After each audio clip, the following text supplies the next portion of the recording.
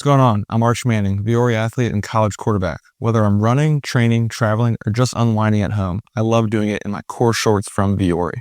With a breathable boxer brief liner, they're quick to dry, super versatile, and stand up to even my most intense training sessions. Plus, they come in 3 inseams and a ton of colors. Ready to try a pair? Go to viore.com/arch and get 20% off at checkout. I think you're going to love them as much as I do.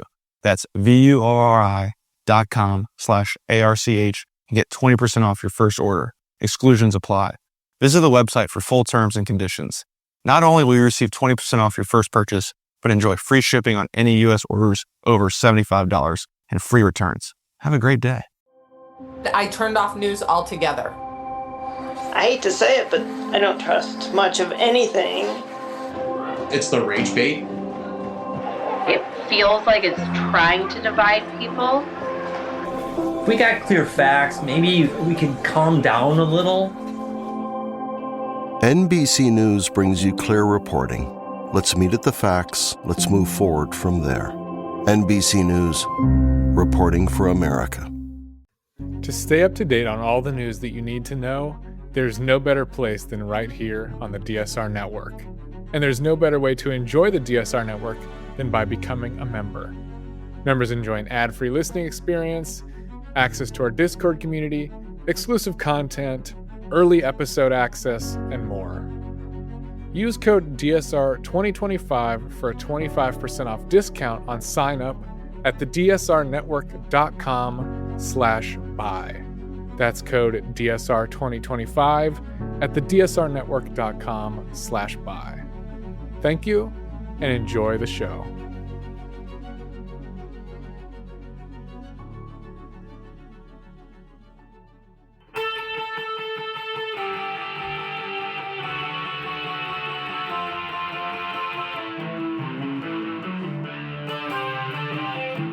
This is the Daily Blast from the New Republic, produced and presented by the DSR Network. I'm your host, Greg Sargent.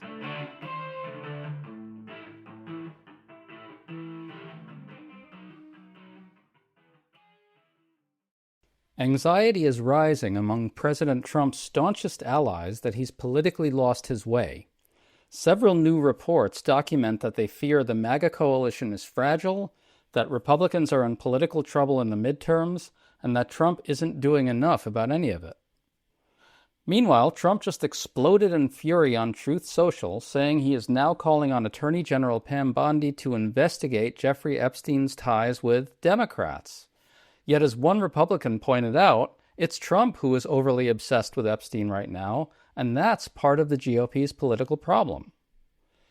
It's clear that Trump and the GOP are in very deep political trouble, but Trump doesn't seem to know it. That puts him in a moment of extreme weakness. And yet, do Democrats know it? Are they really set to capitalize on it? Today we're talking about all this with Michael Cohen, author of the very good Substack Truth and Consequences, who has new pieces out on Trump's unpopularity and the GOP breakdown. Michael, good to have you on. Greg, great to be here. Thanks for having me. So we have a couple striking new reports out right now. Let's start with the one in the New York Times. It reports that Trump allies fear that his populist message has become muddled because he's spending his time courting wealthy donors, like on his ballroom, and demanding Nobel Peace Prizes for his alleged successes abroad. He's also talking about going to Davos, and his advisors fear this would send the wrong message right now. Michael, what I find striking about this is that the GOP coalition seems to be in trouble. The non-MAGA voters don't like the ballroom or the bizarre Nobel Prize antics, and his own allies and advisors know it. What do you think of this? I mean, one thing I'm struck by Trump's second term is I don't think I've ever seen a president who seems to care less about his political standing than Trump. I mean, he really doesn't spend a lot of time and energy trying to improve how Americans see him. He seems very completely focused on his own sort of pet issues, which is, I would say, his legacy, which is why you see all these efforts to travel around the world trying to make peace deals, and his ballroom, I think, is part of that legacy consideration. And also his revenge tour, right? I mean, that is what seems to be driving him. It really, the things he has done so far, the big, beautiful bill, the shutdown, the sort of refusal to bend on these Obamacare subsidy increases, he doesn't seem to be thinking about politics at all. It doesn't seem overly concerned about how Republicans do in the elections next year. And so from that perspective, if I was a Republican, I would be pretty concerned about this because you have a president who should be leading the way politically and is not. Well, you're absolutely right to bring up the Affordable Care Act subsidies. In fact, the other report I wanted to bring up is from CNN, and it says that the expiration of these subsidies has stirred deep anxiety among some Republicans, particularly in the battlegrounds. It occurs to me that the MAGA coalition is getting hit by a kind of double whammy. On one side, you've got the ACA subsidies lapsing. That's going to hammer the Trump base. Economy's killing him with his own voters. But on the other, you've got key voters in the GOP coalition who voted for Trump, that helped Trump win, who don't like all the ballroom antics and the Nobel Prize garbage and all that sort of stuff. And he's not doing anything to appeal to those people. It's like a double blow, right? Yeah, the Obamacare subsidy story is, I think, underappreciated how much of a landmine this is for Republicans, right? I mean, I know the Democrats, allegedly caved in the shutdown. I mean, I guess they did. They did cave in. They didn't get to what they wanted, but they actually took the situation up politically so that this budget bill that they agreed to expires the end of January. And by that point, people will have already been paying these higher premiums for their health insurance. And, I don't know if people are aware of this, but according to a Kaiser Family Foundation report I saw earlier today, those premiums are expected to double in price. Double. I mean, that is a huge increase for an ordinary American. And here's the thing. Why are Republicans not more concerned about this? I don't actually kind of get it. I really don't. Democrats, in a way, gave them a lifeline by shutting the government down over this issue. If they compromised on it, it would have actually diffused what is a ticking time bomb, which is these increases. And now, I actually think the chances that the Republicans actually, concede on this point and compromise has actually gone up. Because I think once people realize how damaging this is going to be politically, I think there's going to be a lot of pressure on Speaker Johnson and John Thune in the Senate to find some way to avoid this happening. I think a lot of Republican elected officials still don't quite understand the degree to which they depend on these new types of working class voters as well, don't you? Yes, you really saw this in what happened in New Jersey and Virginia in these off-year elections. You look in 2024. Trump made serious inroads with younger voters, with Hispanic voters. You saw that completely reversed in New Jersey and Virginia. Now, some people on the Hispanic voters, some people would say, well, it's because of the mass deportations. I'm sure that's part of it. But part of it, too, is some of these voters voted for Trump because they were unhappy about the economy under Biden. Think they're happy now? I don't really get the impression that they are. If you look at the numbers in the economy, most voters are not happy with the state of the economy, and they're not happy with Trump's attention to the issue or lack thereof. Same thing with young voters. The switch from young voter support against Trump is overwhelming. I mean, I saw a poll about a week or two ago, I think before the Tuesday election, that showed Democrats. It was a question about the congressional ballot. Which candidate do you support, Democrat or Republican candidate? And among 18 to 29-year-olds, Dems were leading by 27 points. That number probably has even gone up since last week. And that's kind of what, the Republicans are dealing with right now. And I think a lot of that has to do with the economy. And so, that they are willing to have these bad numbers in the economy and then proceed with these premium increases. It's political malpractice. It's a hard thing to grasp what's going on up there on the Capitol Hill that they're allowing this to happen. It really is remarkable. And I think maybe the way to think about it is not a double whammy, it's a triple whammy, because we've got Jeffrey Epstein stuff, which is absolutely deadly for Trump and the Republican Party right now. And Trump just exploded on Truth Social over the Epstein stuff. I'm going to read a big chunk of it because it's so deranged. Quote, I will be asking AG Pam Bondi and the Department of Justice, together with our great patriots at the FBI, to investigate Jeffrey Epstein's involvement and relationship with Bill Clinton, Larry Summers, Reid Hoffman, JP Morgan Chase, and many other institutions and people to determine what was going on with them and him. This is another Russia scam with all arrows pointing to the Democrats, close quote. Yeah, I don't know. I don't think that's going to work, Michael. Do you? Do you think anybody believes that outside of the pure MAGA base? I understand that Trump wants to get this issue to go away. But, it's sort of like the idea that you can do that by sort of pointing to Democrats when I think something like half the emails that were released by Democrats last week or this week contain Trump's name.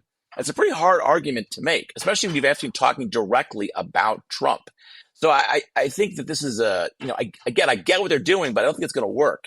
And I do think that the Epstein story, unlike every other scandal that involves Trump, is one that actually does kind of strike at the heart of the MAGA base, because there are, Republican voters who truly believe in this conspiracy around Epstein, and I think this is an issue where they actually might break with Trump. And you're seeing this on the Hill, by the way.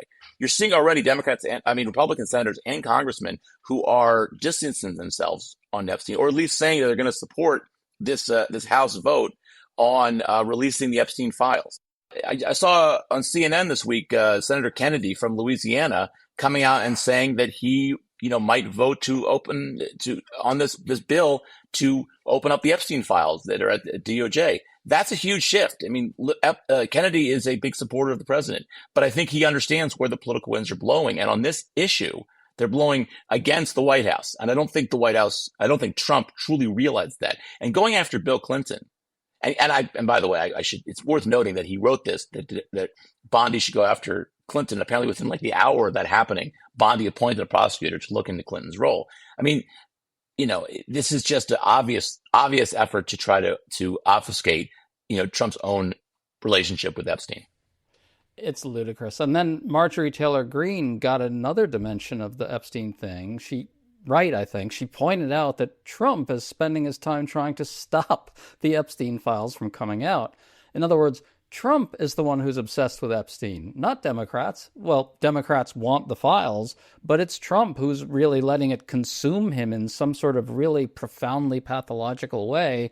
And we all know why, because he's desperately trying to keep it from coming out. But I think the core truth that Marjorie Taylor Greene got at there is that the Epstein files is really bad for Trump in two ways, right? The more obvious superficial way, which is that he's in the damn files and he doesn't want them to come out. But every second he spends trying to stop the files from coming out reminds everybody that he's taken his eye off the ball of the economy, or worse, that he's just wrecking the economy and doesn't give a shit about it. Yeah, I think that's right. And I think I also think that they have gone above and beyond trying to cover up or trying to make this issue go away with Epstein. It's not working. And I don't even know if Trump's guilty of anything. I really don't. I'm not convinced he did anything wrong, except maybe perhaps, not speaking up when he may have known that Epstein was abusing young girls. But he looks guilty. He's made himself look guiltier than he probably already is. He did the same thing on the Russia investigation to some degree. And I think that's a political problem for him. It's a political problem for the party. And I do think every day they spend on Epstein is a day they're not talking about the economy. And that's a good thing for Democrats. So on your Substack, you had this piece that used the New York Times' polling chart of Trump's approval, which is an average of the polls.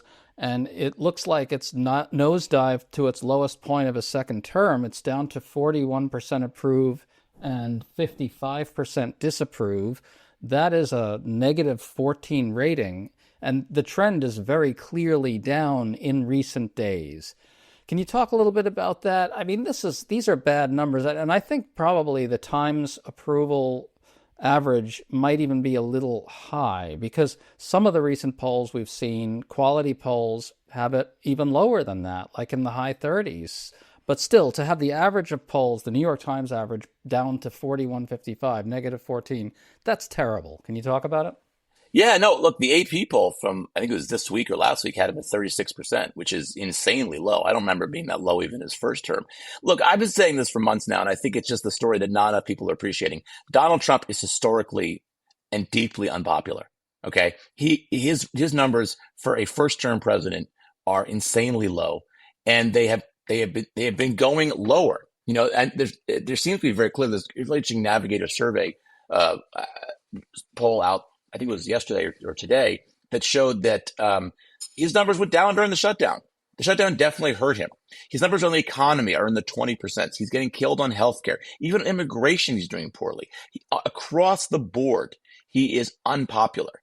And I think it wasn't until last week and the election returns in New Jersey and Virginia, people suddenly realize how unpopular he is and how damaging this is to the party. I mean, you can talk all you want about Democrats and are they too liberal, are they too moderate, or whatever you want to discuss. But the reality of the situation is that Democrats won big in New Jersey and Virginia for one major reason, because Donald Trump is unpopular and people want to just send him a message. And by the way, it's not just that people disapprove of him. They strongly disapprove of him. His strong disapprove numbers are much higher than his even sort of slightly disapproved numbers. This is the biggest story in American politics. And it's not, I don't see much reason to believe it's going to get better. It was a hilarious story out this week about the White House wants to send Trump out to talk about the economy. I mean, good luck with that. He's not capable of doing that. When he goes out on these speaking tours, he talks about his sort of pet issues that he cares about. It's clear he doesn't care about the economy. He cares about his legacy. He cares about his ballroom. He cares about his revenge tour. He doesn't care about the economy, and he has no really good ideas for how to fix it. So to me, this is a situation that is bad for the White House and bad for Republicans, and it's getting worse. I don't see it improving anytime soon.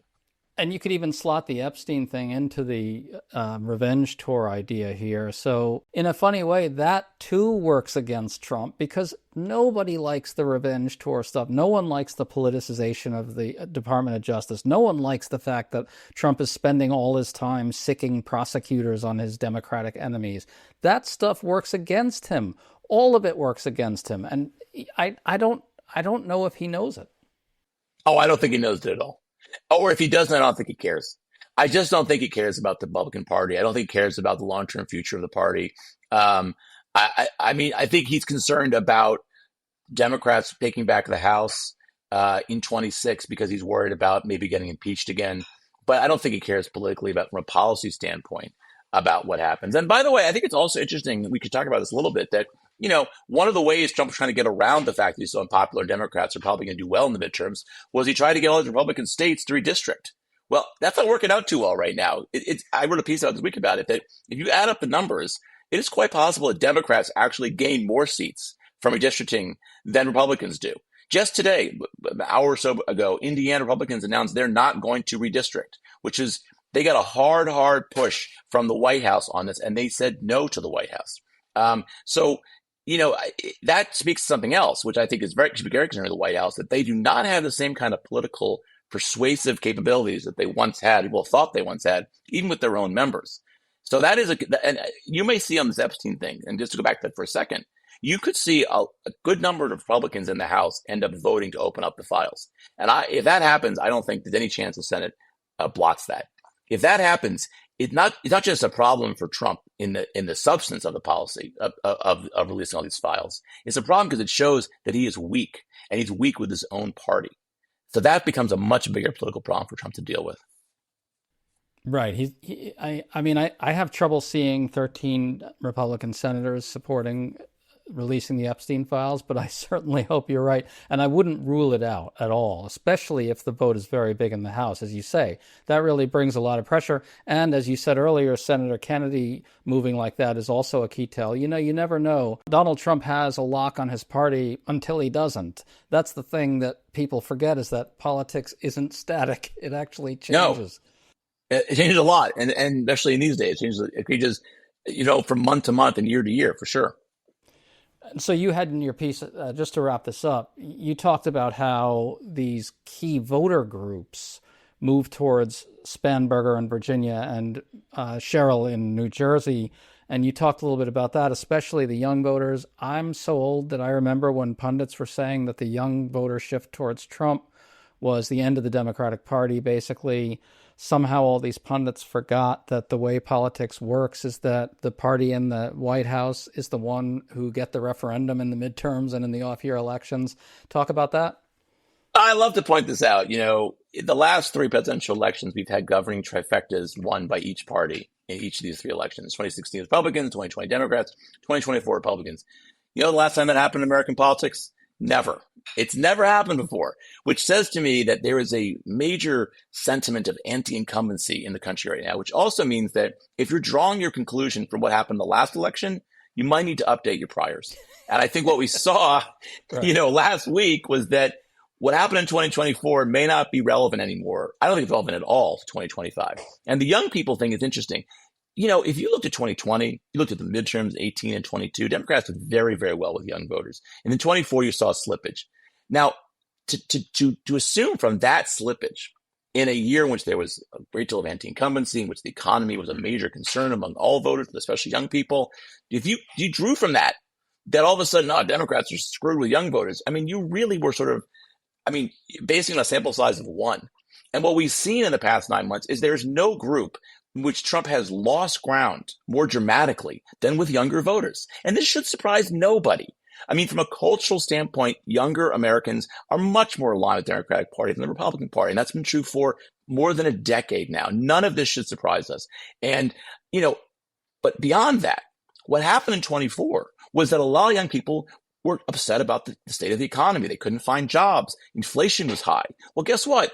The economy isn't very good now either. So not surprisingly, those same voters have switched back to the Democratic Party. I think also, by the way, they're not terribly happy with a lot of the policies that Trump's implementing, like on deportations and on other cultural issues. So I just think that, yes, we should not remember that things can change quickly in politics. And, if the president is not doing what he promised to do, if economy is struggling, there's going to be a consequence from that. And these voters who may have switched to Trump in 24, if they switch, it means that their allegiances are fluid. And we're seeing that now, that they're flowing back the Democratic Party.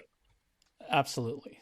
So let's try to tie all this together. So one of the storylines here is that the low propensity voters who aren't really MAGA ideologues in any sense, they're very fluid, as you said. We're talking about young voters, non-white working class of a certain type.